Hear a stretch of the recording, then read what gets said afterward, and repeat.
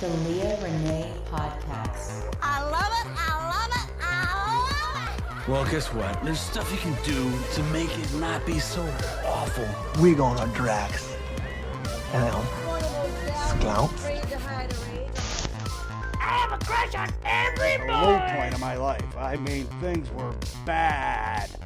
You're a nut job. You're eating bags. Welcome to the Leah Renee Podcast. This is the first interview I'm publishing. This is episode 14, and I'm very excited because I have a guest. That's right. Finbarre Snarey came on the pod, and we talk all about tarot. Finn is a tarot expert, a very delightful weirdo, which is exactly the kind of person I like to have on my podcast. Somebody who can really nerd out on a subject. And Finn is a tarot guy. He is actually an expert in his field. He has a couple different projects that he's working on. He's got a podcast called Tarot Interviews, and then one he recently started called Tarot DMs. Most excitingly, he recently started this mission to catalog all the tarot decks in Britain and publish them on a website, like a big index of all the tarot cards. And right now he's working to register it with UNESCO. They have a living heritage program, and so far no one's done tarot. The website where he's archiving all of these is called BritishTarotArchive.org, and that will be available in November 2026, so look forward to that. And I had my first tarot card reading. That's right, live on the show. If you want to watch the video, it is on YouTube. I apologize, the captions are a bit weird. For some reason, it didn't transcribe all of them. So if that's going to bother you, I know it bothers me, but I couldn't be bothered to hand type all of the text that it didn't pick up when we were talking. So I'm sorry about that. So when I was Mormon, I may have thought tarot was a bit witchy and probably frowned upon, but not anymore. Okay, sorry about that. I think you'll like the way that he does it. He's actually really chill about it. No flower scarf or crystal ball or anything. He does a good job of not leading you on and just letting you see what you see.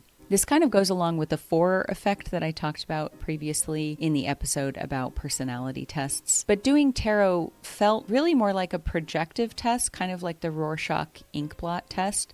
He just shows you a card and then asks you what you see.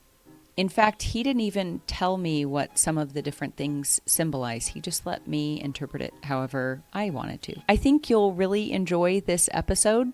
We talked about everything from a mayor who was struck down by a wheel of cheese in Finn's hometown of Nottingham to the future of Beanie Babies. So here is my chat with Finbarre Snarey. But is it pronounced Finbarre or Finbarre? It's Finbarre, yeah. Finbarre. Finbarre Snarey. Oh, not Barry. Definitely not. Is that not a good person? Is that... Out of interest, in the US, what is Barry to you? Well, I'm not a good indicator because I think of Barry's tea, because I'm Irish adjacent. Barry, like Barry White. What's Barry over there? Is it like Pratt? Is it an insult? Probably. It's like a 70s name. It's the name that your slightly weird uncle with very specific hyper-focus, who probably likes stamps rather too much kind of name. Okay. Interesting. So kind of nerdy? Yeah, nerdy, portly. But not a geezer. Definitely not a geezer, no. Not a geezer name. But you go by Finn. Finn, yeah. Or Finbarre, Finn. yeah. For an American ear like mine, it sounds like a perfect Harry Potter name, to be honest. Professor Snarey. Do you know my middle name? Oh, no, I don't. So when I was born, I was Finbarre Jezzard, right? Wow. Yeah. And then I met my wife, and my wife's an academic, and I was like, well, I'm not an academic, so I'm going to take her name because her name is her brand. And I then became Finbarre Snarey. But I like Jezzard so much, I kept it as a middle name. So it's Finbarre Jezzard Snarey, and I'm the only one probably in the universe.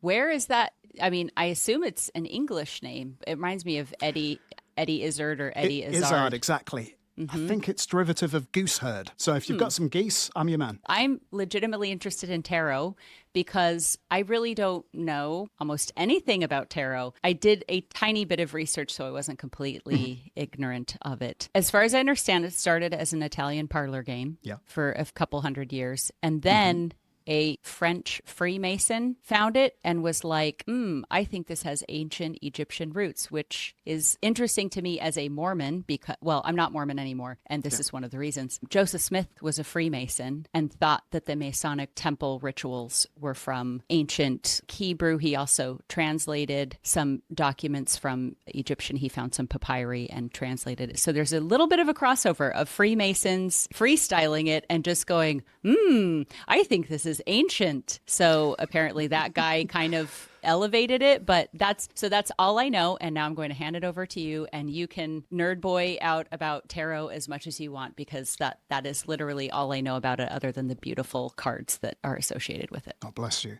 Isn't it funny how when we think of something as being ancient, we think of it as being more powerful? Like, as you say, we need to attribute something like this magical cardboard to the exotic East, to ancient Egypt, and for the thousands upon thousands of years of civilization there, to think that this is worthy of, I don't know, directing my life rather than just being a deck of cards that you can sit, look at and reflect on. Okay, so literally to put my cards on the table, and I have so many cards here, I don't think that... Knight of Cups, shame. I don't think that this card can predict my future. Okay, shock horror. What I do think is it gives me something to think about in the present moment. So it's almost like a form of, almost like a creative tool, a form of therapy, a way of engaging with, as I say, the moment that we're currently in. I don't think that this is part of some kind of esoteric web, which if I pluck this thread, that something else in the future will move or happen for me just because I'm holding this. Yeah, and the whole Egyptian thing, I mean, that's what Aleister Crowley was reveling at. Just basically, he liked the aesthetic. And no, I don't have any truck with the, yes, it's from some kind of like, ancient beings angle at all. Many of your listeners may disagree, but I think that's bunkum. I don't know that they will disagree, because I don't know how many crystal we have that listen to the podcast, but I find it interesting because with my Mormon upbringing, things like astrology, tarot, I Ching, stuff like that, I think was sort of frowned upon because the intent was to get revelation from God, and that things like the zodiac, in fact, and I knew some Mormons that thought it was a tool of Satan. It was like a counterfeit, that wisdom comes from God, and then there's these knockoffs to distract you. But I've felt like we have the truth within us, and then sometimes we need something to project that back to us. So you might read a horoscope, and 8 out of 10 cats, sorry. I just know you're British, and so I'm like trying to drop all of my Anglophilia in one spot. But maybe 8 out of the 10 things aren't relevant to you, but the 2 that are, it's the thing that kind of brought the truth out from inside of you, that you needed something to project it back to you. So I see tarot as a way of finding something that you already knew, but somehow when it's outside of yourself, it kind of gives you the ability. And I'm not sure how you use tarot for creative purposes, or you talked about therapeutic stuff, or how you got into it. I'm very curious. Oh, okay. Well, what you were talking about there, that idea of taking almost like a cue from the universe. I mean, you could do that with, I don't know, tea leaves. You could do that with stirring chicken entrails. You could be like me, age 14, thinking, if I wear my Guns N' Roses Use Your Illusion 1 t-shirt, I will get kissed tonight. That was my pulling top.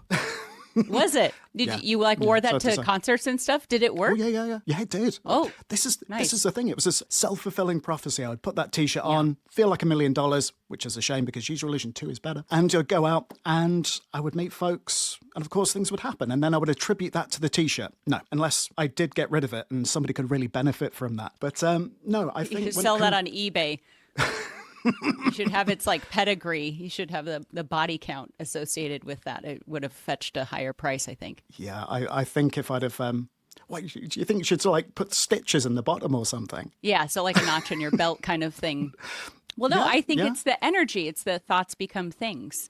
And when you have that kind of confident energy, what you were talking about, like self-fulfilling prophecy kind of stuff. Yeah, and it was the 90s. I didn't have access to the internet. The idea of manifesting something wouldn't have occurred to me. But it just feels almost like human nature. But to give you an idea of when I first got a tarot deck, I travelled down to see my grandmother in a place called Eastbourne. I don't know if you've ever been there. It's basically where... have you been? I know of it. I haven't specifically been to that spot, but I may have been to the county or the area. Where's Eastbourne? It's near Brighton, if you've performed or seen Brighton at all. Yeah. Yes, I've been to Brighton. It's on the coast. It was one of those Victorian getaways where people, with their families, all wearing their shirts and handkerchiefs on their heads, would all go down to the beach, dress very modestly. It was that type of place. And a lot of people have very fond memories of that, and they would go and live there, except they tended to be the older people. And the weather's not too bad there as well. And it is just full of the elderly. And I travelled down and I was just bored out of my brain. And I wanted to go out to one of the magic shops that was on the coast. So the family all went out and I saw this deck, and my parents are old hippies, and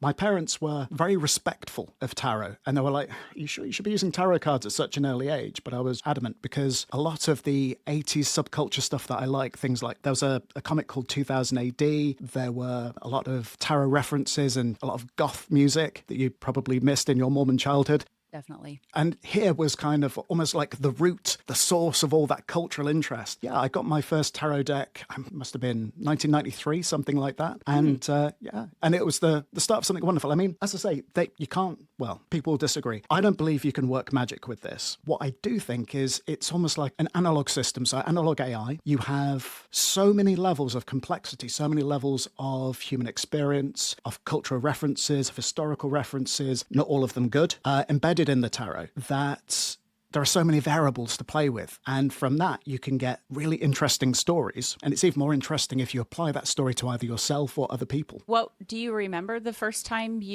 is it called pulling a tarot card? Like you got your deck. Did you just get in the car and start flipping through it? Or did you have kind of a ceremonial, like do you set the deck down? I don't know how it works. I'm curious what your first experience was, if you remember it. No, yeah, the first experience, I remember because at the time we used to travel everywhere by rail. And I remember just traveling back to my grandmother's house, sat next to my mum, and I've got the deck there on the train table. And I was just looking at it. And I didn't open it up because I thought that if I open this up, I'm going to start losing cards. People are going to be thinking, what's he doing? It feels like doing tarot in public feels somehow obscene, or it did. Like doing a Ouija board? Exactly. Because, when you said I was afraid to open it up, like that there like some spirits would release from it, or that there's kind of a mystical element to it. But I could see why a Brit would feel like that was tacky or crude to do in public, but I could definitely see some Americans doing tarot on a train. I'm curious. Like, say, for example, if you were sat on a Greyhound bus and you started doing a Ouija board or a seance, what do you think would happen? I think it takes a lot of attention and focus. So when there's that much going around you, I think it'd be quite difficult to. I absolutely see what you're saying. And yet we use our phones like that. A phone kind of gives you it's kind of like the same thing how people will pick their nose in a car because they feel like they're alone, yes. But they won't. But if they're sitting next to somebody, they won't. And so we will do very personal things on our phone because we feel like we're safe there. But I think the tarot being a physical item that people could look at, you could do an online tarot. I think it would cause a lot of undue attention. I felt that way when I was Mormon and I would read the Book of Mormon in public. It was kind of like, what is she? That it's a visually interesting thing to have out with you that might attract attention that you don't want while you're in a headspace or trying to be present and not be looking side to side. But that's why I think things like tarot are interesting, because I'm just in a very curious point right now, where something like a Ouija board when I was Mormon would have felt like, you're like inviting dark spirits into a space. But I'm okay with whatever people want to do if it's not harming others. And if it is harming others, then I'm really bothered by it. But other than that, I have a curiosity. But I've never done tarot. Maybe it might feel a bit overwhelming. Like how many cards is it? 78. 78. Okay. Yeah. And just learning all the different ones and things like that. So wait, so you opened them on the, you looked at the cards on the train, but then did you go into your room? And okay, so. Unless you don't want to, unless you're like, I pulled the skeleton on a horse and then I was afraid of dying, or maybe. No, this is the first time I think I've talked. No, this is the first time I've talked about it. Yeah. Oh. Okay, so do you know what? I didn't open the cards in my grandmother's house because that felt disrespectful to my grandmother. She is she's no longer with us, unfortunately. Neither is my grandfather. But they were very, very devout, but very open-minded. They would accept conversations with anybody about almost anything on a religious topic, very quiet Methodists. But I felt to almost honor that, I couldn't start investigating this intriguing deck of wonder that I just spent all of my pocket money on. And it wasn't until I got home. And in fact, it was a few days afterwards, because I think around about the time I was trying to date a particular person, and, you know, we went out to see, I think, was it Interview with the Vampire that year? I don't know. We went to the cinema and... Mike, I actually don't know what you saw either. I'm sorry. I wish I did. You went there? Oh, my goodness. Interview with a Vampire for a date. Ooh, it's kind of gore. I mean, it's a sexy, gory movie, if I remember. Let me just check my dates. But whoever it was, we eventually got talking about these cards that I bought, and I thought, you know, this is time to do it. I opened them in the garden because I felt this is almost a neutral space. No, Jenny wasn't. Oh, okay. No. Yeah, no, when me and Jenny met up, we pretty much just enjoyed each other's company in the way that teenagers do, but in probably ways that my parents really wouldn't have approved of. No, this was me, myself, and I in the garden. Let me just check to see if it was Interview with a Vampire. I'm curious now.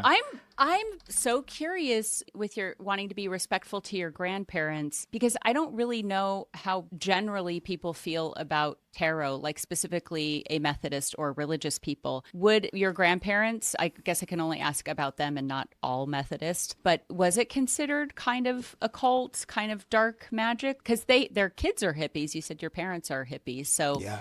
They've already experienced that. What would have been their feeling towards tarot? With my grandparents, it wouldn't have been you are invoking the devil, you're conjuring demons, you'll be possessed by bad spirits, you will somehow be cursed. Nothing like that. It would have been a disappointment that you are showing an attention and a focus on something that wasn't their faith. They'll be like, but we've got this perfectly good religion right here. You could come to church with us at any point, you know. Father Keefe, the vicar, would love to hang out with you.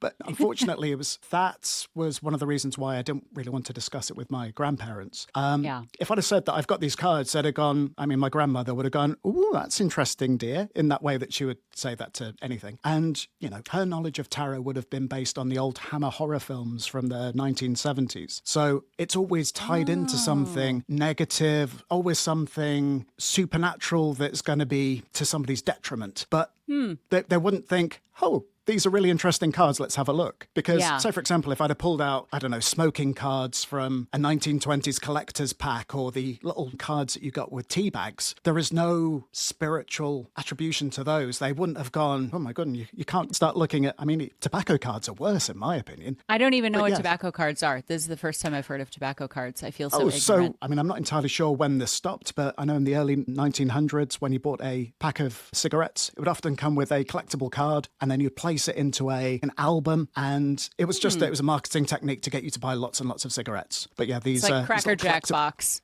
like how they put toys in cereal, and interesting. I bet they're worth a fortune now. The ones that are in they probably are. Yeah. Someone that some nicotine addict is finally, unlike those of us that collected Beanie Babies, the guy who was smoking 4 packs a day is cashing in on it now. So.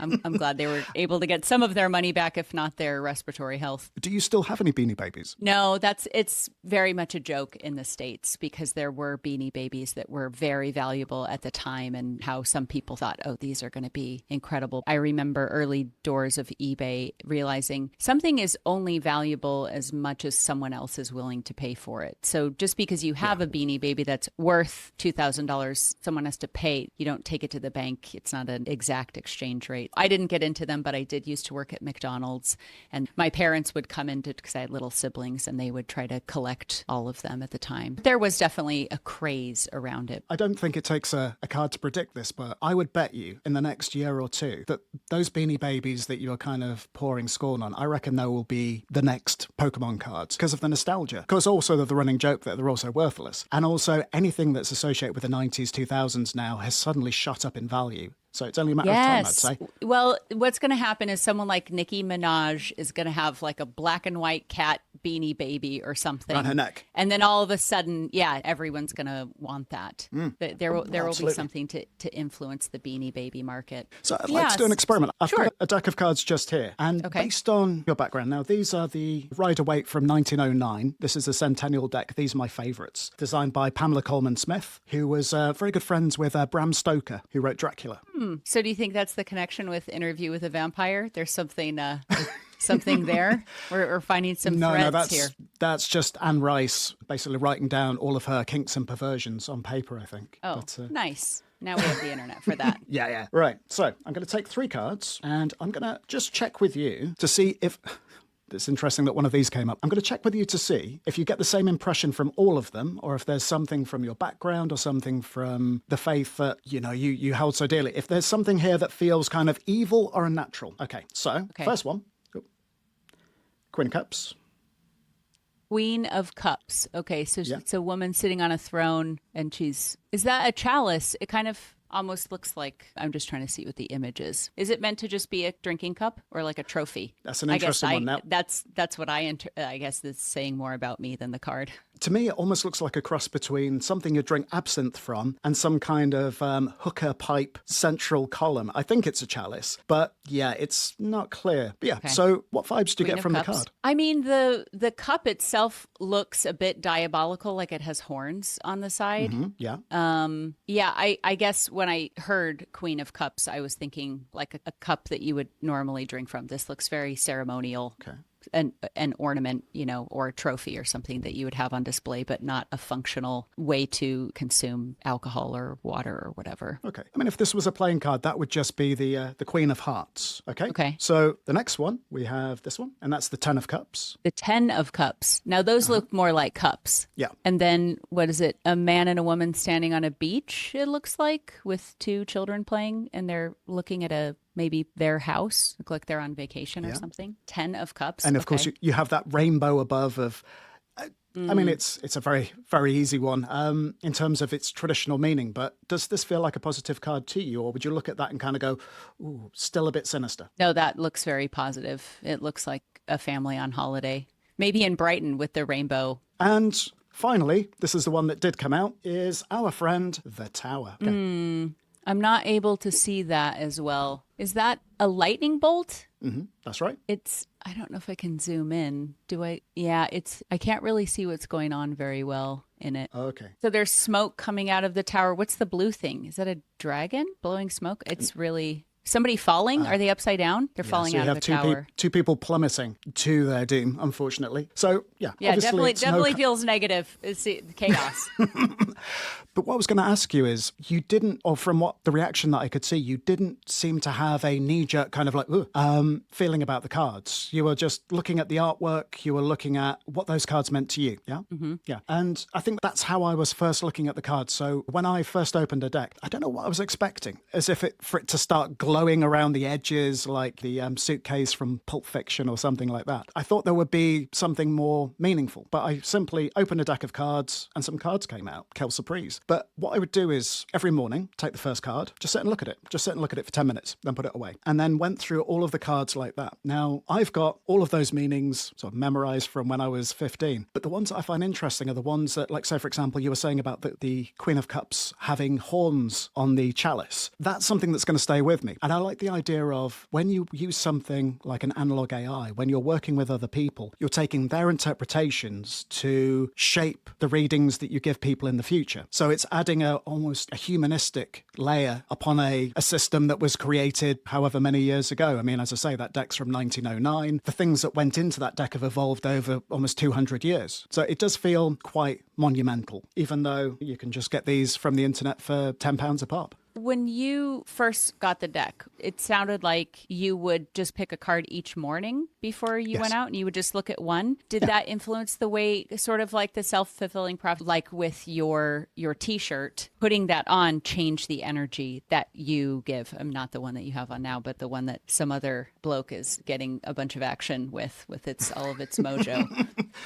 Did you say it was Use Your Illusions 1? Yeah, it was Use Your Illusion 1. And I would say that if you see a Use Your Illusion 1 t-shirt on Vinted and you start to get a bit of a feeling from it, buy it. Yeah, no, that's the tarot card I pulled first from this. Now I want to see the design of that. I mean, I'm definitely familiar with it. My older siblings were quite rowdy. So when you say that I didn't really understand goth stuff as a Mormon, my sister was very into The Cure and black lipstick and stuff. She had her time in that. So I never left mine. As far as and a lot of Brits, I guess, starting the day with that kind of energy. And I don't even really know. I know there's like a skeleton on a horse. That's one one that I know is a card. So if you started your day with that, and I don't know if that symbolizes death, or could that symbolize somebody who maybe doesn't have a reason to be happy because he has nothing but a skeleton, but he's still going out for a jaunt on a horse. Like, however you interpret it, would you carry that with you throughout the day to influence the way that you saw things? Or is it just sort of like a fun flashcard and then you'd forget about it? Because a lot of people will talk about starting the day with an intention. Yeah, I that's so fun. Oh, he has armor. Yeah. Okay, so he does have something to his name. It's not just bones. It's funny you should say about the taking a card and carrying it with you and having an intention, because at the time I didn't. I was simply just almost like the way you would read the paper or the way we would now doom scroll. I would just take it out, and it was just, if you learn these things bit by bit, sort of chunk by chunk, it's a lot easier to remember them. But I wouldn't carry a card with me. To be honest with you, I thought if I put it in my pocket or, if I carry it around, something's going to happen to this. And at the time, I was extraordinarily precious about almost any nice book or any nice thing that I had, because my family were relatively poor. I couldn't really replace them easily. What I do is actually, I don't know if you can see this. So You've got a little, what do you call it, a pendant charm? So a little charm around my neck. And is it a tarot card, like engraved on it? It is. So this one's the Magician, and every day I, out of a box, pull out a pendant. I've got all of the major arcana, so all the famous cards that you'll be familiar with, like the Tower, Death, Lovers, all of that. So I've got all of those. I've got the 21 just here, and I'll stick it on a chain, and then off I go, and that will be my particular card for the day. And that's something that I do carry with me. I also use it as shorthand, so, if one of my friends goes, "Oh, Finn, what kind of mood you in?" They can just have a quick look at my T-shirt and go, "Oh, he's probably not having a bad day." If I'm, wearing got your Judgment trickster one on, then they're like, "Ooh." Exactly. Let's have a cheeky pint. Yeah. No such thing as one cheeky pint. That's right. I wasn't necessarily talking about physically having it with you, but the idea of it being something that you consider positive, romantic, or a dangerous thing, that you would be on the lookout for it during the day. Do you feel like it influenced your decisions or the way that you viewed things as you went through life? Not at the time, but looking back on it, absolutely yes, in the way that, say, for example, if you were to go out and buy yourself a new car, a Mini, and you're driving around and you start noticing all of the other cars of the same type. You could have driven up and down the same roads for years, but you wouldn't have spotted this particular car. Or like myself, I broke my leg at the beginning of the year, and sorry. No, I'm currently standing on it right now, so it's working fine. But one of the things that came from that was I basically now have to use a walking stick until my leg is recovered. And now I'm carrying a walking stick. I start noticing them everywhere. And I started getting old ones from Vinted, doing them up and selling them. I'm upcycling those, so... walking sticks? Walking sticks, yeah. So do you put antique walking sticks. Are you making like a little pimp cane? You put like a jewel on the top of it or something? Like, how are you upcycling? Yeah, I'm curious. Simply by just removing the old varnish, just taking it very gently back to the original wood, putting in a little bit of stain, oiling, treating the stick, and just making it look how it would have done when it was new, before somebody thought, yeah, I'm going to paint that purple or whatever. And yeah, you can sell them for a fair amount more when somebody was pretty much just giving away their granddad's walking cane. I quite like to get a pimp stick. I'd quite like to get one with some kind of bizarre, like, brass motif on the top, maybe like a duck or a goat or something. Some kind of scepter or a viper head or something like that. Or the Queen of Cups. I think her cup on the top of a cane would be pretty fun. Or maybe a Beanie Baby. Yeah, not very helpful for walking. Not a very stable.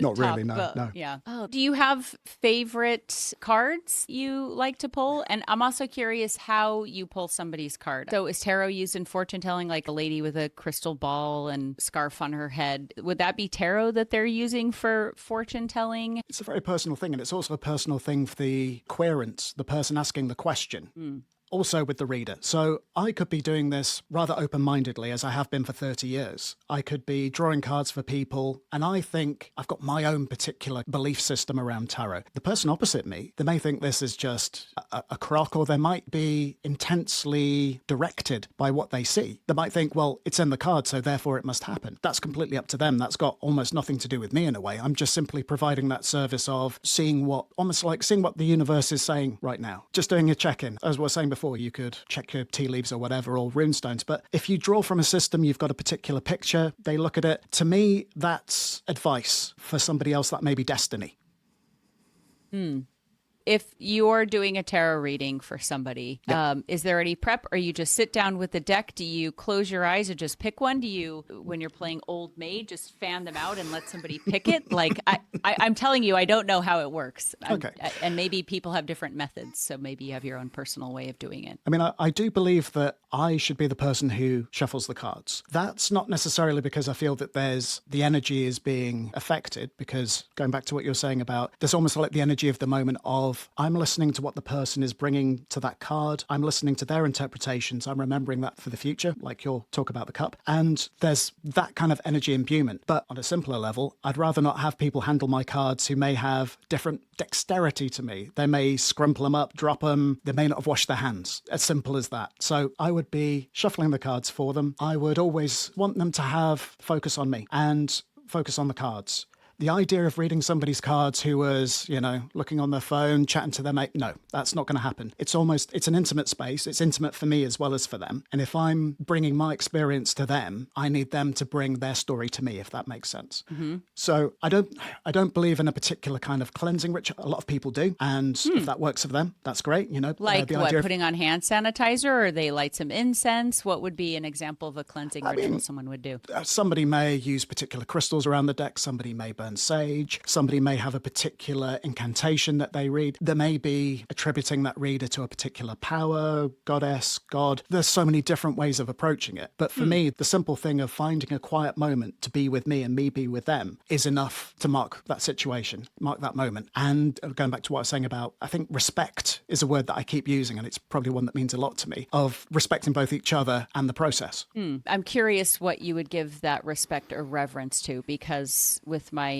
religious background, it would be like respect for God, for example. But being a bit more of a humanist, maybe, is it a respect for the fact that someone has come to you, maybe in a point of vulnerability or curiosity, like kind of two human souls coming together to understand, if not both of themselves, at least one person's effort too. So what would you say that you're paying respect to? I think I'm paying respect to almost the culture of tarot. The idea of these decks traveling through time, the knowledge of these cards. I know that sounds like a sci-fi term, but these things didn't just drop out of a cloud or appear under a tree. People have passed this from mouth to mouth. I mean, often in times of religious persecution, have passed that information, and it will have changed. And I'm sure the meanings of the cards have altered slightly over time, and people have tried to kind of impose their own definitions. So many people have done that, but it's been a very human thing. And it goes back to that idea of passing on a story to a story and doing almost the most primitive form of communication, of networking with your fellow man. And that's to tell a story, and using the information within the cards to inspire that, to kind of draw back from your own experiences, to check in with somebody about their emotional state, to ask the question, why are you here? Or why are we here? And explore that using the cards. It's just a very interesting thing. Okay, so do you ask people that when they sit down with you? Do you say, why are you here, before you pull a card? No. Okay. No. I'd like to know as little about somebody as possible, apart from, it's nice to kind of have all the pleasantries, but I wouldn't want to use, prior knowledge or cold reading or something that may direct what I'm saying. Because I'm sure that's something that I could do even without my own knowledge. But, the idea of, say, for example, if somebody's had a breakup and, I get a card coming out like the tower that you had before, well, I'll go, well, of course, this has something to do with the breakup. That may not be how the person sees that at all. And I wouldn't want to colour that interpretation, but more kind of guide them through the possible meanings of that card. So did the cards that you pulled for me, did I suck at it? Because I was just like, there's this on it that I didn't kind of interpret things. Do you just show people the card and then they go on their way and they interpret it? Or do they share? I see now, for example, with the tower, the idea of falling from grace, for example. So there's, two people falling from a tower, and the tower, at least in the image, looks like it's being destroyed. And of course, I can derive meaning from that because I just left a religion that believes it's the only true and living church upon the earth. They have hundreds of billions of dollars. It's a very powerful organization, but there's a lot of really problematic things about its foundations and the way that it's currently run. So that could be the lightning bolt and me falling out of that tower. But I don't feel like I'm falling head first to my peril. If I were to make the card, I would be flying out of it with wings with my own ability to, so I don't know. Do people say, oh, that makes sense because of X, Y, Z, or do they later think of it on their own, or do they share it? A lot of people don't share it because for them it's almost like a kind of like a deeply personal contemplation. But going back to the tower, you could say that the tower is a static, inflexible system that deserved to fall. You could say, because at the top of the tower is a crown, and if you use physics, you could say, well, the crown surely should be able to conduct electricity. If there was some form of lightning conductor on that tower, there would be no destruction. If there were precautions, if there were planning within this, if there was wisdom within this card, the tower wouldn't have fallen. So maybe the tower does deserve to fall. And maybe some of the systems and the things that we have in our lives that we have looming over us, like the tower does, should be cleared away for something else to be built. And if you look at the cards from other people's perspectives, I mean, I never knew that until that was mentioned to me, I think, when I was 16, 17. And on the face of it, all of the cards can be bad and all of the cards can be good, I would say. I do have my favorites, but I mean, going back to your experience with Mormonism, in that card, you could be the lightning. Even thinking of it now, had you shown that to me when I was very devout, I probably would have interpreted it from the perspective of the Tower of Babylon and people being wicked people trying to find truth or their way to God by their own means, and kind of this pride being struck down. There's also a story in the Book of Mormon about a great and spacious building that there are very wicked, prideful, wealthy people in, and they're mocking the humble believers of God. So I probably would have seen that as, see, the wicked will be struck down, and those who are prideful and value themselves too highly, and the fact that there's a crown on top of the tower, that it's a false crown, maybe because there are so many different interpretations that some people would say that it's hooey, but I think that it's within us, and then we just need a vehicle, or we use a vehicle. It's with therapy. Your therapist could say, you really need to quit that job because it's da-da-da, and you're like, yeah, I know. It's like, yeah, I knew that, but I needed somebody else to tell me that, to give me that extra oomph to do the thing that I know will be best for me. Yeah, I don't know if that makes sense. I feel like such a noob. I feel very self-conscious because I don't know. I'm just like, how do you do tarot? And do you, that's the first time anyone's, do you say pull a tarot card? Draw? I say draw. Some people say pull. Yeah. Draw. Yeah. I mean, I would say everyone has different definitions for each card. When you buy the deck, it often comes with a guidebook and it will tell you the meanings of all the different ones. But as time goes on, some of those will fall by the wayside. You'll find new ones. I read the cards of one person when I was 17 again. And that person basically believed all you should do is go with basically what you think about in the moment. When you look at the card, first instincts, that's the meaning of the card. And anything else should basically be disregarded. And I think that's a very interesting approach. I like to marry a little bit of the kind of like the guidance, the teaching that people have had, the definitions that have gone from person to person. I see the value there, but also the spontaneity of why you're feeling a particular way, what you're doing in that particular moment, looking at the card and drawing in some of those older meanings and adding them together. I think that's the best approach for me, but your mileage may vary. Were you to sit there and just look at it over the breakfast table for 10 minutes and then put it away, those are things that may have come to you. And weirdly, those things, because it's a story you've just told yourself, you tend to remember them rather than trying to sit down and read all the definitions in a book and go, oh yeah, that one means that one, but that doesn't mean that one. And if you turn it upside down, it means this. I mean, learning those sort of methodologies and those systems, it helps, but it's a personal relationship that you have with the cards. It's the thing that stays with you. It seems like what you talked about, being present and what is it right now. So tarot seems like it would be a nice, visually beautiful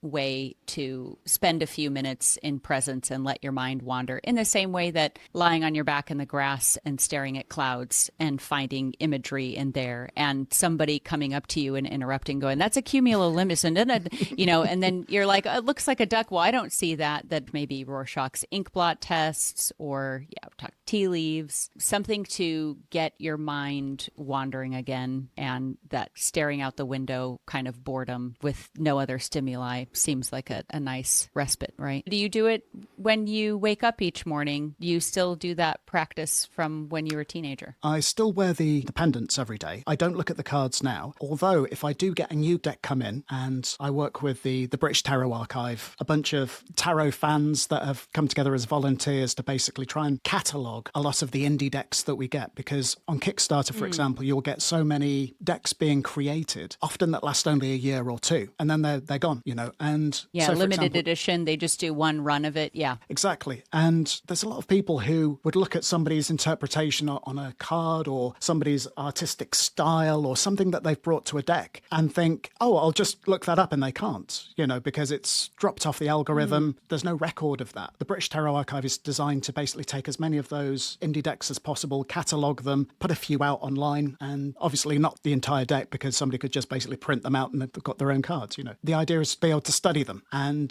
that's something that will be coming out later on in the year. We're currently processing all the decks, and as I speak to you, I'm surrounded by, I've got about 30, 40 decks here, which have just come out of the archive. These ones haven't been processed properly yet, and we've got everything from the Christina Ricci's Cat Full of Spiders deck. Occasionally celebrities will have a deck that's linked to their brand and the work that they've done. The Christina Ricci ones are, well, if you don't like Christina Ricci, don't get the deck, is what I would say. It's her from various films, her in films that she wishes she was in. She's basically in all of them. But then we've got Now, things... are they illustrations, or do sometimes they use either photographs or photograph-looking?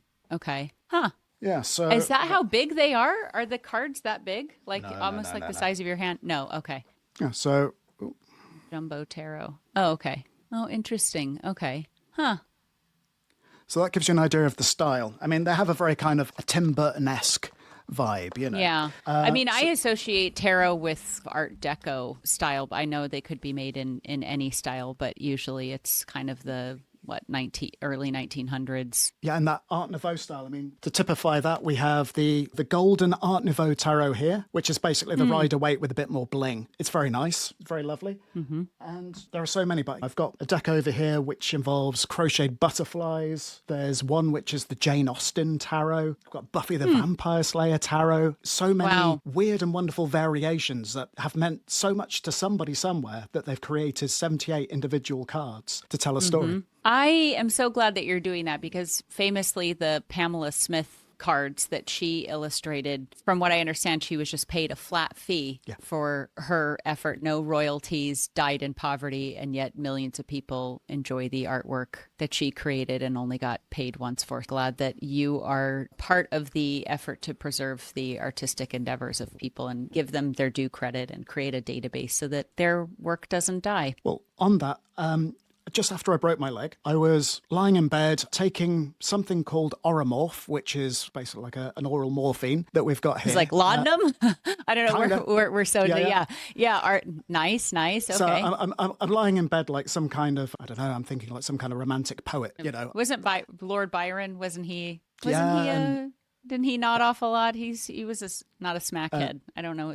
I'm sure Shelley was into it as well. But while I was there, I was looking online. It disappeared down various rabbit holes because, of course, I couldn't move because basically my leg didn't work. And I discovered that there was a push by UNESCO, International Heritage Organization, to preserve living heritages, which is easy for someone else to say. Living heritages. Yeah, there we go. And you could, say, for example, if your village had a particular thing that they did, like some parts of the UK, we roll a big cheese down a hill to celebrate time of the year. In Nottingham, we had the cheese riots sometime in the 1700s, where there was basically a fight over food, which isn't particularly funny, of course. People were starving. But the mayor of the town got knocked over by a big wheel of cheese. And that's something that people go out and they celebrate and they reenact. And all of these strange bits of folklore and tradition are things that, you know, you pass on orally, or you might have a website that commemorates the day and people come down. But it's a way of remembering that in an institution. So when I saw this, I was like, well, I'll see if anyone's doing tarot. And they weren't. So I asked for the Rider-Waite-Smith deck and the reading of that deck to be something that's basically preserved as a national tradition of living heritage.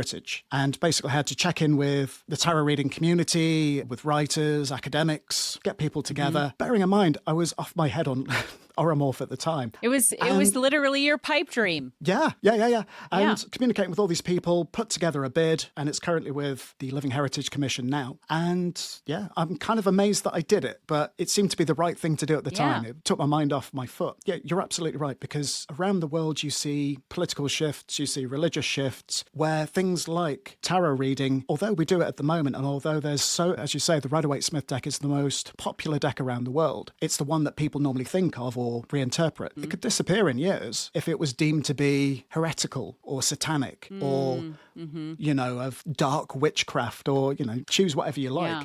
Just because we have like so many rights and so many things that we take for granted now, it could be gone in a couple of years. So these things need to be remembered. Hear, hear. I agree and appreciate the work that you do in it. I still find it very interesting, the reverence that you give to it as someone post-religion, to find other things that people revere, respecting that tradition. And I don't know if in the past tarot has been snuffed out, like Spanish Inquisition, or they burned, you know, Bonfire of the Vanities kind of stuff. If they've burned tarot, or it's ever had to go underground because people not understanding what it is or seeing it as a threat to their institution. Has it ever had to go underground like that before? Are there cultures that I think you've just destroy given me tarot?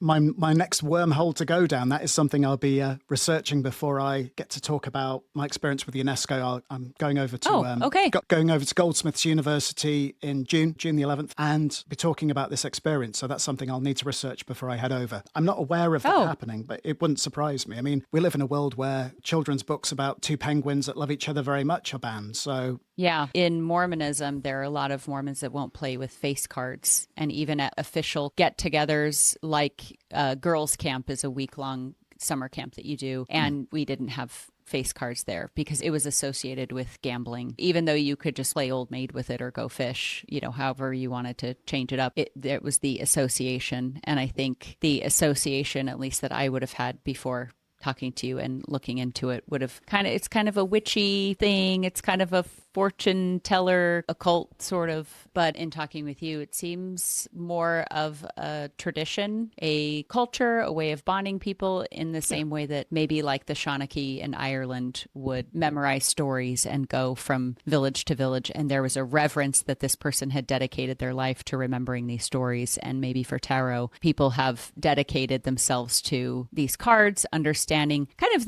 Jung, he didn't really, as far as I know, write a lot about tarot, but there's some overlap with the archetypal figures in Jung. And then I don't know if you would call them, what would you call them on the tarot? Would you call them characters? Would you call them archetypes? What do you call the people? It depends which cards we're talking images? about. I mean, if we were talking about, say, the major arcana, if we're looking at things like the Hierophant, if we're looking at the Emperor, we're looking at the Empress, the Magician, all of those to me are archetypes. The other ones, the minor arcana, not so much. But as I say, the minor arcana led themselves more closely to traditional playing cards, which have their own traditions and symbolism. You know, so say for example, if you pulled the Ace of Swords, well, that's the Ace of Spades. And, you know, as far as I'm aware, gamblers are some of the most superstitious people I've ever met. And to them, they'll have, you know, they'll love the 10 of Hearts, but they'll hate the 7 of Hearts. And they have their own kind of systems built around that, very personal systems, often good games and bad. Yeah, Jung's archetypes are the ones that, to me, fit the major arcana, but there may be people out there that have different systems or different views. Yeah, I mean, even if you say major arcana, I'm like, I don't know what that is.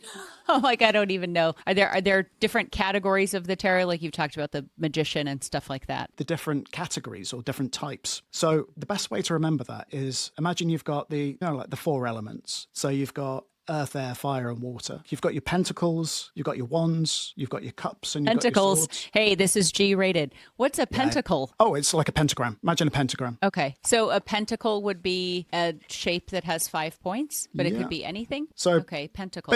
What that chap is carrying right there, okay? Some countries refer to them as coins. Yeah, they're kind of symbols, basically. And each one of those corresponds to a different element. So pentacles is earth, which imagine you get metal from the ground, okay? Pentacles is earth. Wands is fire. So imagine a torch that you would light if you were going to harass the monster that lives on the hill with your pitchfork, okay? Swords is represented by air. So just imagine you swish your sword and it makes a swishing noise. There we go. It's cutting through the air. There we are. We've got air, and we've got water for cups, because what do you put in a cup? There you go, liquid. So you've got those, you've got the 4 elements, and then you've got the last one, which is basically spirit or humanity, or some people would refer it to as soul, or whatever that is. Celestial essence, whatever. And those are the major arcana. So it kind of almost views, as I say, 5 elements there. And once you've remembered those, the cards start to make more sense. Yeah. I can see that now because I was just going off what I could see in the picture, not linking a cup to water. Would you explain that to people when they, like someone like me who doesn't know what something may or may not symbolize? If I just see a man on a horse holding a pentagram, I mean, pentagrams I would have associated with Satan worship. Me seeing that in my context would have been, oh, I'm following Satan or something. But would you explain to somebody about element coins, metal coming from the earth? Would you explain that to them to kind Absolutely. of help them, or? Okay. All of that, I would guide them through that. But the first thing that I would always do is what I would normally do is place the cards down in a particular pattern or reading, depending on how long I had that person, what kind of things they wanted to know. And then we'd look at the various cards and I would ask the person what they saw and then work out from there. Because if I go, this card is good, this one's bad, this one means you're going to fall in love, this one says it's going to be with Sandra who works in the office. You can't have that kind of specificity and you can't have that, I don't know, that kind of it's that kind arrogance. of arrogant. Yeah, exactly. It's an arrogant like assumption. It's certainty.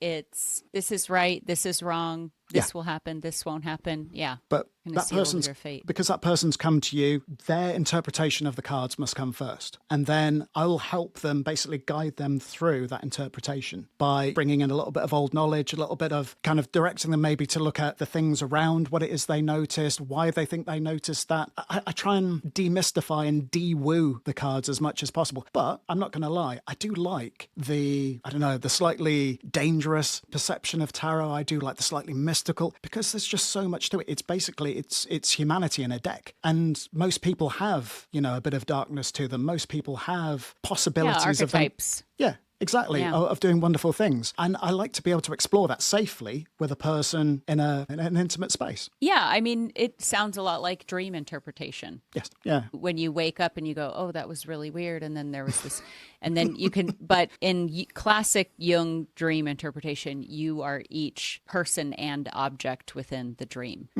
So when I worked at the avian and exotic veterinary clinic, I had several dreams about birds that were quite violent. We were like transporting a bird somewhere and then it attacked another bird and pulled its beak off and it was bleeding and it was horrible.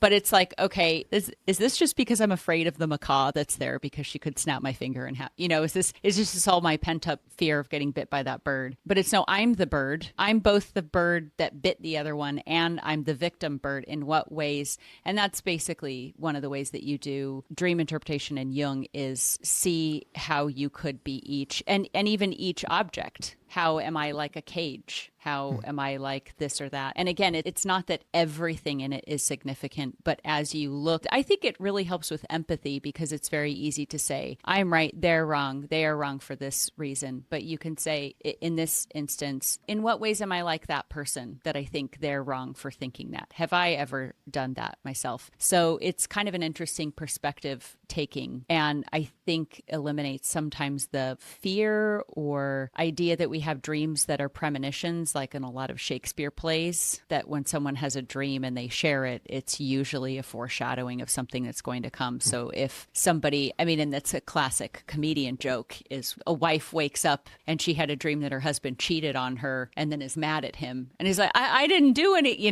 like, I can't believe you cheated on me in my dream. It's like that you made that my up, wife not has me. done that. Yeah, exactly. But what we do is we refer to, we've got Dream Finbarre, my wife's called Nick. So we've got Dream Nick and Dream Finbarre, and we talk about the things that Dream Finbarre's done or Dream Nick has done. But obviously it's got no bearing or kind of judgment on the other person. I might have just been in a really pissy mood before I went to bed. But it doesn't mean to say that I don't love my wife. But yeah, that idea of somebody doing you wrong in your dreams is definitely something that happens repeatedly for us. Mm-hmm.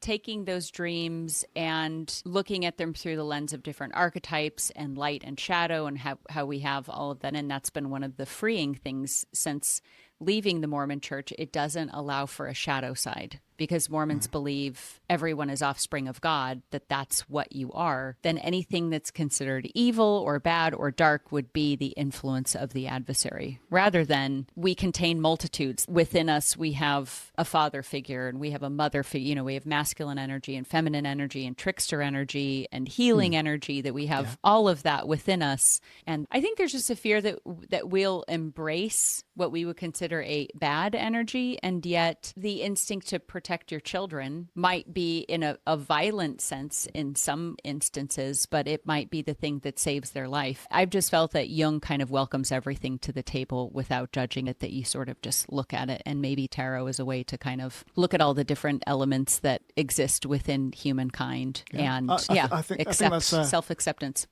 That is a wonderful summary. You just had me thinking, though. I mean, surely, again, I may say something blasphemous here, and apologies to any listeners. So it won't be anything worse than I've ever said. So, work away. Aren't the devil and God basically the same thing? Mormons believe Jesus and Lucifer are brothers, that there's Elohim, who is God, and then God has a son, Jesus. And he had another son, Lucifer, which means son of the morning. And Mormons believe that there was a council in heaven with all of humankind that would ever be born, every human soul, human spirit. God presented a plan that we would be born as humans. We would take on a body of flesh and bones. We would live by our experiences. And then if we lived a godly life, we could return to God. But the problem is all of us would make mistakes. And once you make a mistake, you're unclean. So Jesus said, I will pay for all of the mistakes and sins of mankind. So essentially, Jesus paid the bill for all of mankind. Lucifer presented his plan, which was send them down and they will all follow you, but they won't have any choice. They will just basically kind of be robots. We would sort of, be vegetables. We would just sort of go through the motions. We wouldn't have the ability to sin because we wouldn't have the ability to choose. And Lucifer wanted all the credit for it. I'll send everybody down there and they'll all come back safe and sound, and you can give me the credit for it. So, because my interpretation of the Bible that I've read and the people that I've spoken to is that I thought only humans had free will. I thought that was the whole Garden of Eden moment, basically that mankind has free will. So don't angels have free will? Because if angels don't have free will, they use their free will to follow Satan out of heaven. And because they chose, in the same way that if someone chooses to rob a bank and they get caught, then they're in prison for 10 years. Like, you can rob a bank, but you can't control the consequence. So they did have the free will to choose not God's plan, but now they don't have the ability to choose to change their mind and go, never mind, I want to be human. It's like, nope, you missed your chance. But it sounds like Satan is almost like, let's say, the elemental force of evil. He's just the bad. 100%. Yeah. But that doesn't sound like he has free will. It sounds like he has been programmed, if you like, to be what he is. So who programmed him? Yeah, I never saw it as him being programmed, but there is kind of this element of, doesn't God sort of need a Satan in order for it to be, when I would try to explain free will to people, it was that, obviously it's a good idea to follow God and God wants us to be happy, but we're going to sin. So why do people sin if we know it's not good for us? And it's because it's tempting. If sinning was like smelling dirty socks, nobody would do it. They might do it once out of curiosity, but once they knew it, they wouldn't do it anymore. And so it's storytelling. And I think tarot it's kind of ready-made storytelling. And I know of creatives that use it sometimes when they're stuck in a story, when a character that they've been plodding along and they go, and they'll sometimes pull from the deck for inspiration and pull out somebody and go, ooh, let's introduce a wizard kind of person. I've heard of many writers who previously would have gone to a shelf of books, pulled one down, skimmed through the pages, selected a character at random, rolled dice, using all of these different kind of ways of bringing randomness into the situation. But a tarot deck is just more portable. I mean, purely on a convenient level. If I'm there, set up my desk, I can just pull a deck out, pull a few cards, and instantly you've got a timeline of, this is where a situation starts, this is who it involves, this is what they do, these are the emotions. You could keep just adding layer upon layer upon layer, which would require too many visits to my bookshelves. Yeah. Well, and the picture's worth 1,000 words thing, even the ones that you showed me, it could just be one visual element that sends you off on a thing, or just sort of, I mean, the feeling that I got from the 10 of Cups was good vibes, a family enjoying themselves at the beach. And I don't, is the 10 of Cups, is that like the 10 of Hearts? Is there a face card equivalent of that? The 10 of Cups? 10 of Cups, because no. you said this. Okay, because you said spades is swords, right? So there are certain cards that would have a spade that has a sword that would be the equivalent. Because it started as a parlor game, there are some kind of crossover in face cards. Okay, yeah. Go back to the interpretation. If we go back to the death card that you're looking at before, let me just bring it back up again. Okay, so I don't know how clearly you can see that. So some people might look at this and they may focus on, oh my God, it's the Grim Reaper, doom and death. Or they may look at that and see that as, I mean, we've got a mention of the Tudor Rose at the top there. We've got a man of the cloth who is praying to this creature, but in the background behind him, we've got the sun. Is that sun rising or is it setting? Is this the end of something? Is it the beginning of something? The fact that you have a knight astride a horse in a very noble position, but he's a skeleton. We all have skeletons inside us. This is a symbol that this is something that could happen to anybody. This is not a special card. In fact, it's the least special card because it's universal. And you have all of these different aspects, and that's from my interpretation. If you sat with it for 10 minutes, I'm sure you'd see something else that I have never seen in my life. And that's how rich this is in terms of the content that you can draw from a card. But one of the reasons why I like them. I pulled it up on my screen to see more of the details. And what's interesting to me, looks like a dead king and his crown is off. I mean, he appears to be dead.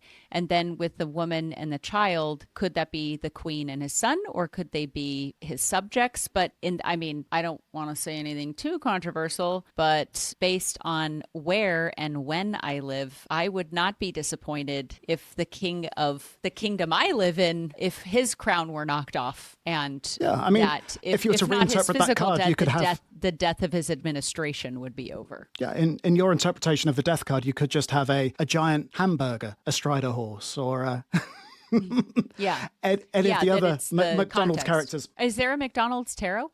I don't know. Let's find out. Has to be. McDonald's.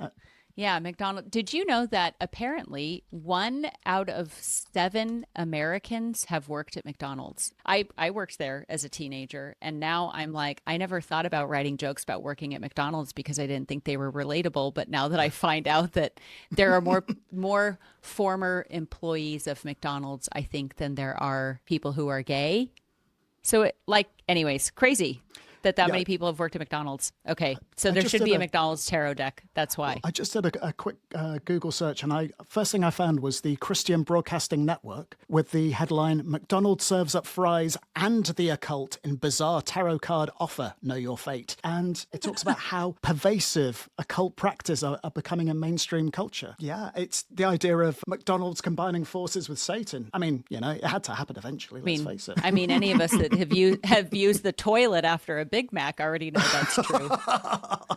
Yeah, as a happy vegetarian, I haven't had the pleasure, but I can imagine. Before we wrap up, if there's anything that you wanted to specifically plug that people could look up, I know you said you're working with the UNESCO thing. If there's a specific website or petition or a GoFundMe or a database you'd like people to check out, or even your own work, this is your chance to make sure you get to say that so that people know how to follow up. Bless you. Well, there's a few different things. So first of all, the bid that I've put in for tarot as a living heritage is at livingheritage.unesco.org.uk. Now, that's gone to a panel and they will be judging my claim. However, there may be the option for them to request feedback and basically ask people what they think. And if they do so, your assistance would be great. But otherwise, if there's any creatives out there, if there's any artists out there, writers out there who would like to explore their work through the tarot, I have a series called Tarot DMs, which is part podcast, part blog. It's like something from the early noughties internet, I would say. Mm-hmm. Yeah, exactly. From about 2005. Yeah. And otherwise, have a look at the British Tarot Archive.org later on this year. And that will be going live with all of the decks that we've put together so far, but that won't be up until about November. Okay. Wow, that's amazing. So on that archive, you'll have a sample or two of each tarot deck that you all have received and are cataloging. Exactly. So if somebody knows of a secret, now do they have to be from the UK or it's anywhere in the world? So we the tarot decks. The majority of the cards have to be from the UK. However, we do need to compare and contrast with cards from around the world. So what we're looking at doing is establishing the British collection, which we're working on at the moment. But of course, we'll want to have, international collections as well. That's something we'll be very keen at doing. Also, if any of your listeners have a cursed tarot deck that they want to get rid of, we'll be putting together a special collection called Exiles. So these are the cards that basically somebody's bought them for you, given them to you, and they just give you a feeling that puts you in unease. I would like to take all of those decks, put them all in the same place, probably, end up in a big house fire. But I'd like to have them all in a place where we can explore why they're cursed, what it is about them that kind of makes people feel off. And it'd be great if they could help with that.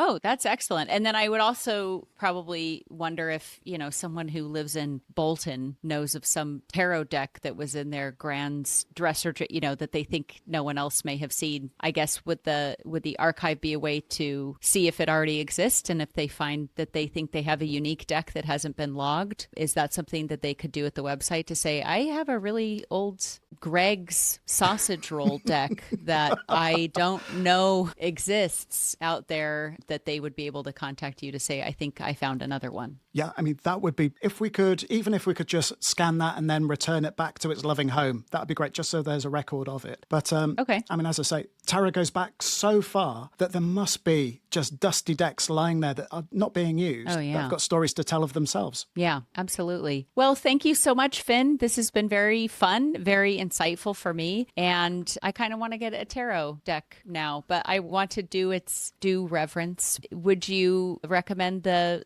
Smith edition, the classic one? Is that the one that you would recommend a noob, a tarot virgin? I'm terribly biased, but yes, that would be the one that I would go for as a purist. I would also go for the biggest size that your money will allow for. You can get these teeny tiny little pocket decks, but get yourself one that actually fills the hand, because you can draw in the detail of the card so much better. And it feels like a little less, more of a mass market item, but something personal to you. Yeah. Okay, well, I will do that. And good luck finding cursed tarot decks. I will be on the lookout for that. Philly's a very wily place. I'll start asking my network if they found that things are going missing or whatever. But I look forward to seeing your database coming in the fall. Fabulous. Thank you so much, Leah. This has been an absolute pleasure. Hopefully you liked that first interview here on the podcast. Did you like that? Are you into tarot now? I'm not sure if you prefer the solo podcast or the interview podcast, but I think we covered a lot of ground, and it was really fun to talk with Finn and feel like I'm being a bit naughty for doing some tarot.